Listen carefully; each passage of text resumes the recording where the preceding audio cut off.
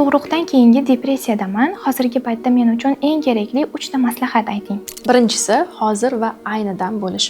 Hozir siz shunaqa jarayonni yashamoqdasizki, farzandingizni va sizni bu davringiz hech qachon boshqa qaytib kelmaydi. To'g'ri, bu davrni achchiq holatlari, og'ir uyqusizlik, gormonal buzilish, bilan munosabat hammada yomonlashuv, bunaqa jarayonlar bo'ladi. Lekin farzandingiz bilan bo'ladigan mana shu connection hech qachon qaytib kelmaydi va bu davrlardan o'tgan har bitta ayol qaniydi shu davrni yana qayta yashasamidi, bolalarim katta bo'lib qoldi degan fikrga yetishadi.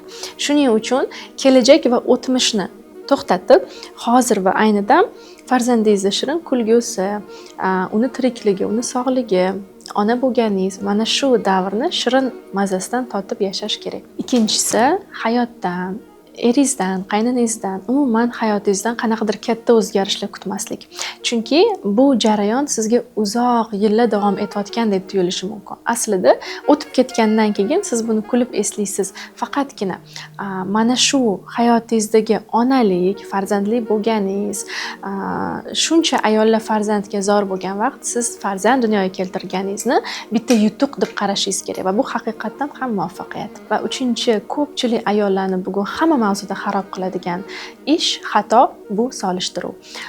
Instagramga kirasiz, boshqalar qanaqadir zonalarda dam olishyapti tug'ruqdan keyin yoki chiroyli raddomlarda dunyoga keltirib chiqishda yoki bo'lmasam turmush o'rtog'i qanaqadir sovg'alar berishyapti va qaraysiz, o'zingiz hayotingizda balkim shu jarayonlar yo'q. Lekin avvalambor bilmaysizki, aslida ularning hayotini ichi qanaqa. Ikkinchidan bilmaysizki, balkim sizdagi afzalliklar ularning hayotida yo'q va uchinchidan bu jarayon faqat sizni depressiyaga, baxtsizlikka olib kirib ketadi.